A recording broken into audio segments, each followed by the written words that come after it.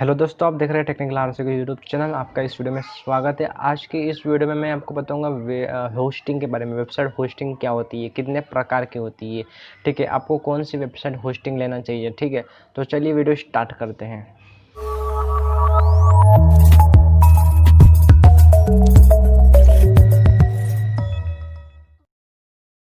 तो सबसे पहले हम ये देख लेते हैं कि होस्टिंग आखिरकार है क्या चीज़। तो देखिए दोस्तों, होस्टिंग कुछ नहीं है, बस एक प्रकार से वो एक जगह है जहाँ पर आप डेटा को स्टोर कर सकते हो। कैसे? तो मान लीजिए आप जैसे वेबसाइट बना रहे हैं, तो सबसे पहले आप वेबसाइट बनाओगे तो वेबसाइट को कहीं ना कहीं स्टोर तो करना पड़ेगा, कहीं ना कहीं स्टोर को मतलब वेबसाइट को सेव तो करना पड़ेगा। जैसे आप अपने कंप्यूटर में कोई नई फाइल बनाते हो, नई फाइल क्रिएट करते हो, तो उसको पहले क्या करते हो, स्टोर करते हो कहीं ना कहीं, जैसे किसी फोल्डर में, किसी ड्राइव में। उसी प्रकार आप वेबसाइट बनाते हो तो वेबसाइट को कहीं ना कहीं पहले स्टोर करना पड़ेगा, क्योंकि वेबसाइट के अंदर जो भी चीज़ें आप बनाओगे वो कहीं ना कहीं स्टोर तो होगी। जैसे वेबसाइट के अंदर आप फोटोज डाल रहे हो, आपकी वेबसाइट के ऊपर आप वीडियोस लगा रहे हो, आपकी वेबसाइट के ऊपर जो भी कंटेंट रहेगा, डालोगे चीज़ें, वो कहीं ना कहीं तो उसको जगह चाहिए ना स्टोर करने के लिए। जैसे आप कंप्यूटर के अंदर कहीं फाइल बनाते हो तो फाइल में आप जो लिखते हो उसको जगह चाहिए, क्योंकि फाइल कहीं ना कहीं तो अब स्टोर करेगा ना, जैसे किसी ड्राइव के अंदर, किसी फोल्डर के अंदर। तो इस वेबसाइट को भी कहीं ना कहीं स्टोर करने के लिए जगह की ज़रूरत पड़ती है। तो उस जगह को ही बोलते हैं हम होस्टिंग। तो अब आपको समझ में आ चुका होगा कि होस्टिंग क्या है, ठीक है। होस्टिंग एक प्रकार की जगह है जहाँ पर आप अपनी वेबसाइट को स्टोर कर सकते हो। स्टोर कर सकते हो मतलब वेबसाइट की जितनी भी चीज़ें वो स्टोर करवा सकते हो, ठीक है। यानी वेबसाइट को ही आप वेबसाइट को उस जगह पर स्टोर करवा सकते हो। तो उस जगह को बोलते हैं हम होस्टिंग। अब वो जो होस्टिंग होती है वो हमको कई सारी कंपनियाँ प्रोवाइड करवाती है, जैसे गोडैडी हुआ, ठीक है, और भी बहुत सारी कंपनी है जो आपको प्रोवाइड करवाती है। हमको ख़रीदना पड़ती है, फ्री नहीं होती, ठीक है। बहुत फ्री तो नहीं होती, कुछ बहुत कम दामों पर मिल जाती है और कुछ बहुत महंगी आती। तो होस्टिंग हमको ख़रीदना क्यों पड़ती है आखिरकार, हम खुद की क्यों नहीं बना सकते, या फिर होस्टिंग जो सर्विस है वो हम दूसरी कंपनियों की क्यों लेते हैं, ठीक है। तो इसको हम देखते हैं। तो खुद की वेबसाइट होस्टिंग क्यों नहीं बना सकते, तो उसका कारण मैं आपको बताता हूँ। देखिए दोस्तों, क्या है कि जैसे मान लो आपने वेबसाइट बनाई और अपनी वेबसाइट को आपने अपने खुद के कंप्यूटर में ही होस्ट कर दिया, ठीक है। आपने कोई होस्टिंग सर्विस कहीं नहीं ली, आपके खुद के ही कंप्यूटर में आपने अपने वेबसाइट को स्टोर करके होस्ट कर दिया। अब मान लो कोई बंदा आया गूगल पे, सर्च पे, कहीं पे उसने ब्राउज़र में, किसी ब्राउज़र में जाके सर्च की आपकी वेबसाइट, ठीक है, www.falana.com, और आपकी वेबसाइट को सर्च किया। तो आपका जो ब्राउज़र है वो क्या करेगा, वो ब्राउज़र उस एड्रेस पर जो वेबसाइट है उसको जाएगा, वहाँ उस एड्रेस पर जाएगा और उस वेबसाइट का जो भी डेटा उठा के लाएगा और ब्राउज़र में दिखाएगा।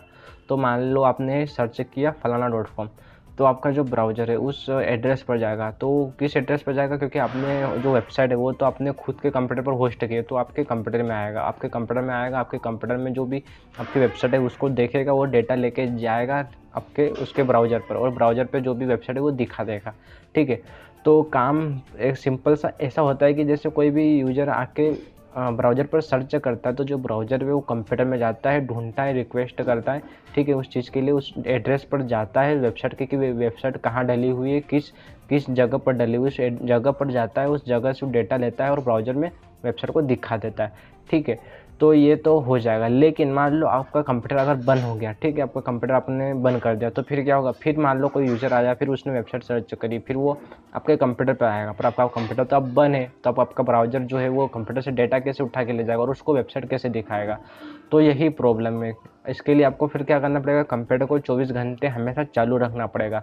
नहीं तो आपका जब कंप्यूटर बंद हो जाएगा तब आपकी वेबसाइट बंद हो जाएगी, कोई भी सर्च करेगा तो वेबसाइट दिखेगी ही नहीं, क्योंकि आपका कंप्यूटर बंद है, क्योंकि वेबसाइट तो आपके कंप्यूटर में स्टोर है। तो कोई भी इंटरनेट पर सर्च करेगा तो जो ब्राउज़र है वो ब्राउज़र तो आपके कंप्यूटर में आएगा और आपके कंप्यूटर में ढूंढेगा, लेकिन आपका कंप्यूटर तो बंद है, तो आपका कंप्यूटर तो उसको डेटा देगा ही नहीं, तो वेबसाइट कैसे इंटरनेट पर देखेगी। तो यही प्रॉब्लम है। इसके लिए आपको कहना तो कंप्यूटर चालू रखना पड़ेगा 24 घंटे, ठीक है। तो यही प्रॉब्लम है कि आपको कंप्यूटर चालू रखने का 24 घंटे, और आप ऐसा कर नहीं सकते क्योंकि आपका कंप्यूटर इतनी कैपेसिटी नहीं है कि हमेशा चालू रही, ठीक है। आप जब भी बंद करोगे तब की वेबसाइट भी ख़त्म हो जाएगी। तो यही समस्या है, इसलिए आप वेबसाइट की होस्टिंग खुद से नहीं बना सकते, आपको किसी दूसरी कंपनी की सर्विस लेना पड़ती है। क्योंकि क्या होता है कि वो जो कंपनियां होती हैं उनके जो सर्वर होते हैं, उनके जो कंप्यूटर होते हैं, उनके कंप्यूटर हमेशा ज़िंदगी भर तक चलते ही रहते हैं। जब से कंप्यूटर बनाया है तब से वो हमेशा चालू रहेगा, वो कभी बंद नहीं होते, एक सेकंड के लिए भी बंद नहीं होती, ठीक है। तो इसलिए जब भी आप इंटरनेट पर कोई सी वेबसाइट सर्च करोगे आपको मिल जाएगी। क्यों मिल जाएगी? क्योंकि वो किसी और कंपनी के सर्वर पर होस्ट है, मतलब वहाँ पर सेव है, और उसके सर्वर पर जब भी आप सर्च करोगे तो वो ब्राउज़र वहाँ पे जाएगा, उस वेबसाइट को ढूंढ के ले आएगा। तो ये है प्रॉब्लम आपको वेबसाइट की होस्टिंग खुद से बनाने में, इसलिए हमको अलग से वेबसाइट की होस्टिंग खरीदना पड़ती है। ठीक है, तो ये आपको समझ में आ चुका है कि वेबसाइट की होस्टिंग हम खुद से क्यों नहीं बना सकते, हम दूसरी कंपनी की क्यों लेना पड़ती। अब जो वेबसाइट होस्टिंग आती है वो कितने टाइप्स की आती है, और आप वेबसाइट बना रहे हैं तो आपको कौन सी वेबसाइट की होस्टिंग लेना चाहिए। ठीक है, तो वेबसाइट की जो होस्टिंग होती है वो बेसिकली 3 टाइप्स की आती है, जैसे वीपीएस होस्टिंग हुई, और एक शेयर होस्टिंग, और एक थर्ड आती है डेडिकेटेड होस्टिंग। ये तीन टाइप्स की होस्टिंग आती है, तो आपको कौन सी लेना चाहिए। होस्टिंग जो होती है तीनों टाइप्स की, तीनों अलग अलग काम के लिए, अलग अलग चीज़ों के लिए बनाई गई है। ठीक है, तो जिससे आपको कौन से लेना चाहिए, आप मान लो पहली बार वेबसाइट बना रहे हो, वेबसाइट अब स्टार्ट ही कर रहे हो, आपकी वेबसाइट आपने जैसे बनाई है, ठीक है, तो आपकी वेबसाइट पर ज़्यादा ट्रैफिक नहीं आता, आपकी शुरुआती कर रहे हो आप, तो आपको सबसे पहले आपको शेयर होस्टिंग लेना चाहिए। ठीक है, शेयर होस्टिंग लेना चाहिए। उसके बाद आपकी वेबसाइट पर जैसे ट्रैफिक आने लग गया, मतलब ज़्यादा पब्लिक आने लग गए, ज़्यादा यूज़र आने लग गए आपकी वेबसाइट पर सर्च करके, या किसी जरिए आपकी वेबसाइट पर ज़्यादा लोड आने लग गया, तो आपको क्या करना है, फिर स्विच कर लेना, आपको वीपीएस होस्टिंग ले लेनी है। शेयर होस्टिंग को छोड़कर आपको वीपीएस होस्टिंग ले लेनी है। और आपको फिर बहुत ज़्यादा आपकी वेबसाइट पर पब्लिक आ रही है, बहुत ज़्यादा लोग आपकी वेबसाइट पर आ रहे हैं, विजिट कर रहे हैं, तो फिर आपको डेडिकेटेड होस्टिंग लेना चाहिए। जैसे अमेजोन, फ्लिपकार्ट, ये जो कंपनियां हैं इनके पास डेडिकेटेड होस्टिंग है, क्योंकि उनकी वेबसाइट पर हर एक सेकंड में हज़ारों लाखों लोग आते हैं।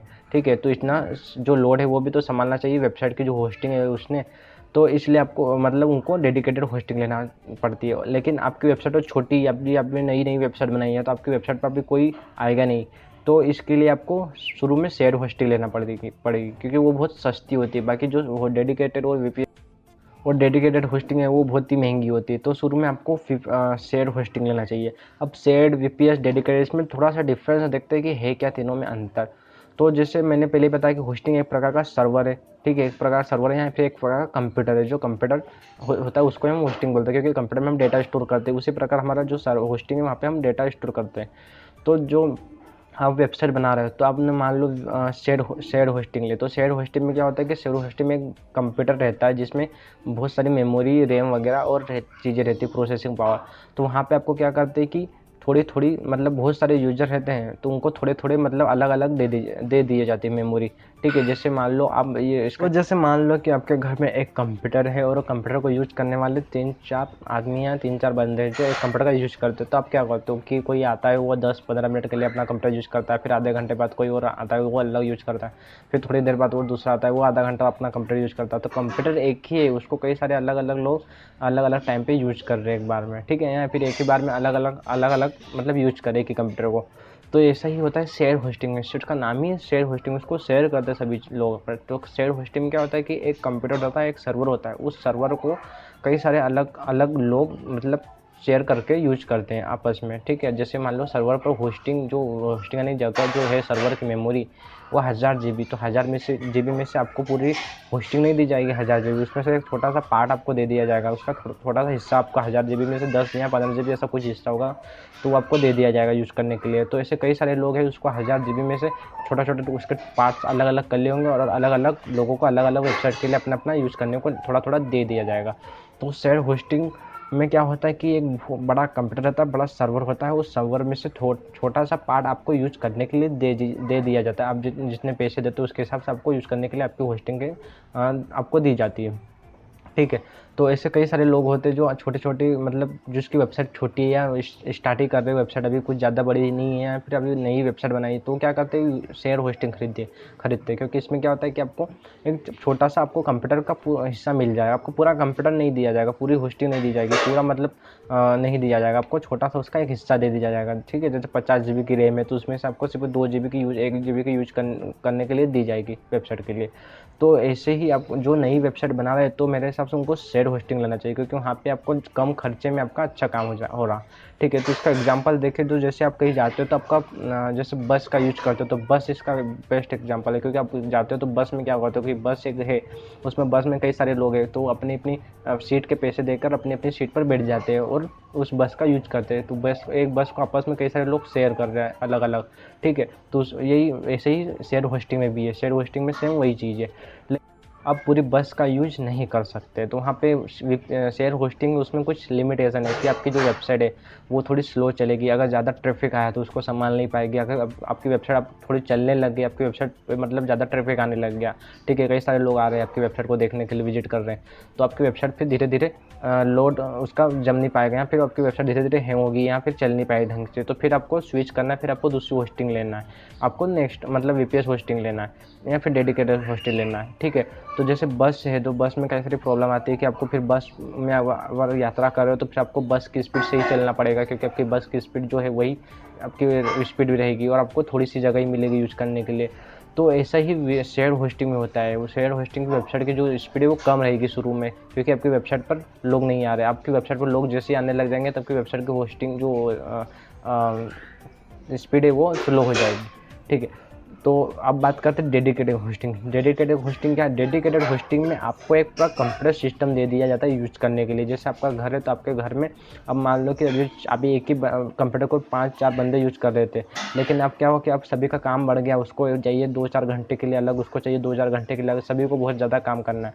तो क्या करेंगे आप, एक ही कंप्यूटर पर तो सभी अपना अपना एक साथ इतना सारा काम नहीं कर सकते, तो आप क्या करते कि सभी बंदों को अलग अलग अपना अपना कंप्यूटर ला दिया गया है। सभी अपना अपना कंप्यूटर, अपना खुद का कंप्यूटर सभी का एक एक है, तो सभी अपना अपना कंप्यूटर यूज़ करेंगे। इसी प्रकार डेडिकेटेड होस्टिंग में क्या होता है कि आपकी वेबसाइट अब बहुत बड़ी वेबसाइट बन चुकी है, आपकी वेबसाइट पर बहुत ज़्यादा ट्रैफिक आ रहा है, बहुत ज़्यादा लोग आपकी वेबसाइट को विजिट कर रहे हैं, तो आपकी वेबसाइट को क्या लोड नहीं झेल पा रही, तो उस लोड को संभालने के लिए आपको डेडिकेटेड होस्टिंग लेना पड़ेगा। डेडिकेटेड होस्टिंग यानी आपको पूरा कंप्यूटर ही खरीदना पड़ेगा, पूरा सर्वर लेना पड़ेगा, जहाँ पे आपको अनलिमिटेड मेमोरी वगैरह ऐसी मिल जाएगी, बहुत ज़्यादा रैम भी मिल जाएगी आपकी वेबसाइट पर। तो एक बार में आपकी वेबसाइट पर चाहे जितने लोग आए, चाहे जितने विजिटर आपकी वेबसाइट पर आए, तो वो लोड संभाल पाए। तो फ्लिपकार्ट, अमेजन होती है जो इस टाइप की वेबसाइट, तो फ्लिपकार्ट, अमेजन जो वेबसाइट है ये सब डेडिकेटेड होस्टिंग का ही यूज़ करते हैं, क्योंकि उनकी वेबसाइट पर एक ही बार में हर सेकंड हर मिनट कई लाखों लोग आ रहे हैं, तो उनको संभालने के लिए, लोड संभालने के लिए उनको बहुत बड़ा सर्वर लेना पड़ता है, वो पूरा कंप्यूटर खरीदना पड़ता है, ठीक है।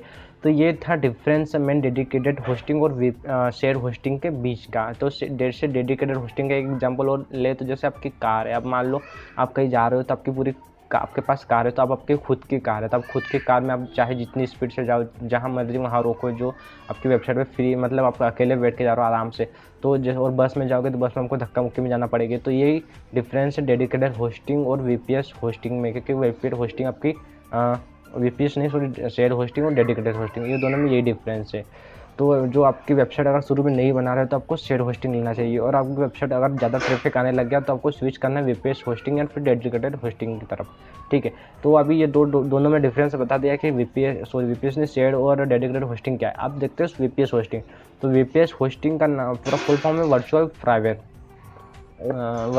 होस्टिंग, ठीक है, वर्चुअल प्राइवेट होस्टिंग या वर्चुअल प्राइवेट सर्वर। तो इसमें क्या होता है कि इसमें आपको जो एक वर्चुअली होस्टिंग होती है, फिजिकली होस्टिंग नहीं होती, इसमें डेडिकेटेड और शेयर होस्टिंग दोनों का मिक्सअप रहता है, दोनों का मिक्सअप बना के आपको दे दिया जाता है VPS होस्टिंग में। तो ये फिजिकली नहीं होती है, सिर्फ वर्चुअली होस्टिंग होती है, ठीक है। आपकी वेबसाइट पर ज़्यादा ट्रैफिक आ रहा है तो आप VPS होस्टिंग भी ले सकते हो, ठीक है। तो ये था डिफरेंस तीनों के अंदर कि VPS होस्टिंग, डेडिकेटेड और शेयर होस्टिंग में डिफरेंस क्या है। तो मैंने आपको पूरा वीडियो में एक्सप्लेन कर दिया है कि होस्टिंग क्या होती है, होस्टिंग हम खुद से क्यों नहीं बना सकते, हमको सर्वर दूसरी कंपनी की क्यों लेना पड़ती है, और कितने टाइप्स की होती है, और आपकी नई वेबसाइट आप बना रहे हैं, आप वेबसाइट पे काम करना चाह रहे हैं, आप वेबसाइट डेवलप करना चाह रहे हैं, तो आपको सबसे पहले कौन सी होस्टिंग लेना चाहिए, ठीक है। तो ये थी पूरी होस्टिंग की कहानी। अब आपको वीडियो को एक लाइक कीजिए, चैनल को सब्सक्राइब जरूर कीजिए। मैं मिलता हूँ आपसे अगली वीडियो में, तब तक के लिए धन्यवाद। हो ऐसी सुभाना